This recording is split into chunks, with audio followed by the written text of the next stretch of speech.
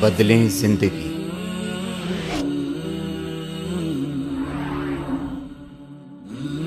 زیتون T V.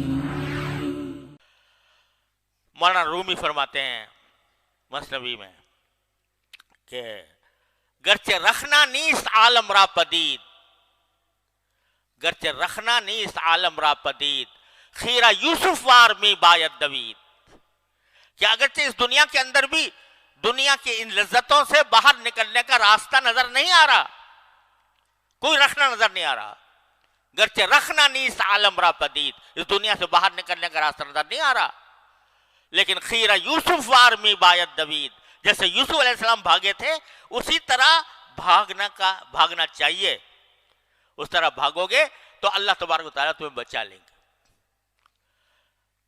تو بھائی اس کا نام ہے مجاہدہ، اور اس مجاہدے کے نتیجے میں ہی بندہ جو ہے وہ ترقی کرتا ہے، اللہ تعالیٰ کے قریب ہوتا ہے، اللہ تعالیٰ کا قرب حاصل ہوتا ہے۔ یہ جو فرمایا نا کہ انما یوفی الصابرون اجرہم بغیر حساب، کہ جو صبر کرنے والے ہیں ان کو ان کا اجر بے حساب دیا جائے گا، بے حساب دیا جائے گا۔ اللہ تعالیٰ نے مختلف نیکیوں کے اجر بتا دیے ہیں، بھئی ہر نیکی کا 10 گنا اجر ہوتا ہے، صدقے کا 700 گنا ہوتا ہے، وغیرہ وغیرہ، لیکن صابرین کے بارے میں فرمایا کہ بے حساب اجر ہے۔ اللہ ہی جانے وہ بے حساب اجر کس طرح کا ہوگا، لیکن جو بات ذوق سے سمجھ میں آتی ہے واللہ عالم، اللہ تعالیٰ غلطی سے محفوظ رکھے، کہ یہ بے حساب اجر کیا ہے؟ یہ اللہ جل جلالہ کا قرب ہے، اللہ جل جلالہ کا قرب، یہ ہے بے حساب اجر۔ یعنی جب صبر کیا بندے نے اللہ کی خاطر تو اللہ تعالیٰ اپنا قرب عطا فرماتے ہیں، اور جب اس کا قرب عطا ہو گیا تو سبھی کچھ عطا ہو گیا۔ جب مالک کا قرب مل گیا تو سبھی مل گیا، سبھی کچھ مل گیا۔ وہ حضرت نے ایک حکایت لکھی ہے کہ ایک مرتبہ ایک بادشاہ کا دربار تھا، اور بادشاہ جو ہیں اس زمانے میں کسی کے اوپر جو ہے نوازنے کے اوپر آ گئے تو نوازتے تھے، تو وہاں جتنے درباری تھے ان سب سے کہا کہ بھئی دیکھو اس دربار میں جتنی چیزیں رکھی ہیں، جو جس چیز پر ہاتھ رکھ دے گا وہ اس کی لے جائے، سونا، ہیرا، جواہر، جو قالین، فانوس، جس پر جو ہاتھ رکھ دے گا وہ لے جائے۔ سب دوڑ پڑے، کسی نے کسی چیز پر ہاتھ رکھا، کسی نے کسی چیز پر ہاتھ رکھا۔ ایک باندی تھی، اس نے جا کے بادشاہ کے سر پر ہاتھ رکھ دیا، اس نے کہا جی بس مجھے تو یہ چاہیے۔ تو ساری دنیا حیران ہو گئی کہ بھئی یہ کیا اس نے مانگ لیا۔ اس نے کہا کہ جب آپ نے وعدہ کیا کہ جو بھی جس پہ ہاتھ رکھ دے گا وہ اس کو ملے گا، تو میں نے تو آپ پہ ہاتھ رکھ دیا، تو آپ میرے ہو گئے۔ جب آپ میرے ہو گئے تو سبھی کچھ میرا ہو گیا، سبھی کچھ میرا ہو گیا۔ تو جب بے حساب اجر یہ ہے کہ بندہ جب اللہ تبارک و تعالیٰ کی خوشنودی کی خاطر، اس کی رضا کی خاطر اپنے نفسانی خواہشات کو کچلتا ہے اور اللہ کی خاطر اپنے دنیاوی مزے کو قربان کرتا ہے، تو اللہ تبارک و تعالیٰ کا قرب حاصل ہوتا ہے، اور جب قرب حاصل ہو گیا تو سبھی کچھ حاصل ہو گیا۔ اس کو کس گنتی میں لایا جائے بغیر حساب؟ اس کا تو کوئی حساب نہیں، کیونکہ جب اللہ مل گیا تو سبھی کچھ مل گیا، جو چاہو گے ملے گا، جو مجھ سے مانگو گے دیا جائے گا۔ تو اس واسطے وہ بے حساب اجر کیا ہے اللہ عالم، لیکن شاید اس سے مراد یہ ہے کہ اللہ جل جلالہ کو قرب حاصل ہو گیا۔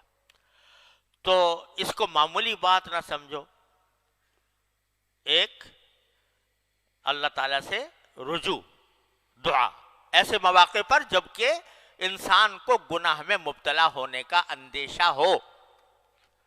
یہ آج کل میں بتا رہا ہوں کہ یہ گناہ، نگاہ اور زبان، یہ دو چیزیں ایسے ہیں جن نے فتنہ پھیلایا ہوا ہے بہت زبردست۔ تو نگاہ کا جب نگاہ کو غلط استعمال کرنے کا داعیہ پیدا ہو رہا ہے تو کیا کرو؟ اللہ تبارک و تعالی، معاذ اللہ، اے اللہ میں آپ کی پناہ مانگتا ہوں. یعنی اس موقع پر جو ہے یہ پناہ کا لفظ بھی عجیب ہے، آیا وہاں پر معاذ اللہ، عجیب لفظ آیا ہے. پناہ کب مانگتا ہے آدمی؟ جب کوئی دشمن حملہ آور ہو. کوئی آدمی جو ہے وہ دوسرے کے اوپر تلوار لے کے کھڑا ہو گیا، بندوق کی گولی اس نے تان لی، تو اب وہ اس کا شکار بننے والا ہے دشمن کا، تو اس کو ضرورت ہوتی ہے پناہ کی کہ کہیں مجھے پناہ مل جائے.